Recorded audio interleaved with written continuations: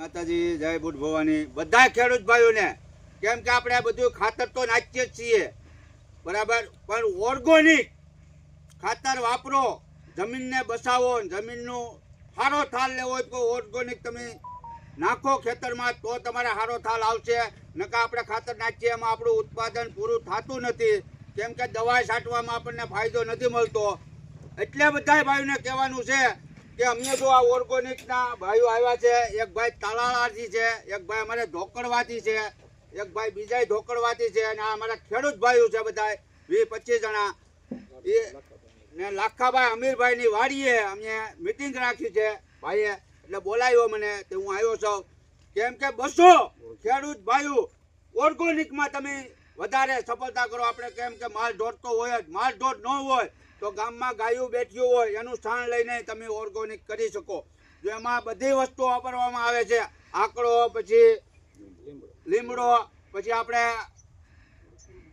અડીથાનું ખાતર, ઘણી વસ્તુ આવે છે એમાં ઓર્ગોનિકમાં. બકરાની લીંડી, પછી આપણે પીપળાનું થળિયું હોય એને થળિયેથી અને ધૂળ લેવાની, એ બધું તમે વાપરી શકો.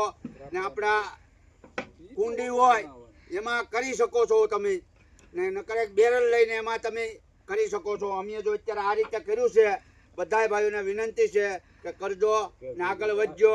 જય માતાજી. અમારે આ ભાઈ 2 શબ્દ બોલે છે. નમસ્કાર ખેડૂત મિત્રો, મારું નામ છે જિગ્નેશભાઈ ગુજ્જર.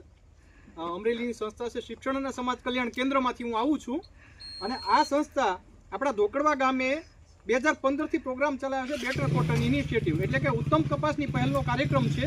એના અંતર્ગત ખેડૂતો અહીંયા 34 ગામોમાં અમે કામ કરીએ છીએ. ખેડૂતો ઓછામાં ઓછું રાસાયણિક વસ્તુઓ વાપરે અને જંતુનાશકોના છંટકાવમાં ઓછા ધ્યાન આપે, અને એના માટે આપણે ખેતીમાંથી જ ઉપયોગી વસ્તુઓ લઈ અને ખેતીમાં આપણે સારા ઉત્પાદન મેળવવા માટે કઈ વસ્તુ સારી બનાવી શકીએ એના માટેનો એક ડેમોન્સ્ટ્રેશન છે કે બાયોચાર ડેમો તરીકે અહીંયા આજે વજુભાઈ લાખાભાઈ કાતરિયાની વાડીએ આપણે અહીંયા ગોઠવવામાં આવ્યો છે. અંબાડા ગામના ખેડૂત વજુભાઈ છે, એમની વાડીએ બાયોચારનો ડેમો કરી રહ્યા છીએ. તો બાયોચાર ડેમોમાં જે અત્યારે વસ્તુઓ વાપરવાની આવે છે એમની તમને વિધિ કહું તો કે આપણે બાયોચાર કોલસો ખેતરમાં જે પણ કોઈ પણ કચરો સાઠીઓ હોય, તુવેરની સાઠી હોય, એરંડાની સાઠી હોય, એને એક બાળવાની વિધિ છે.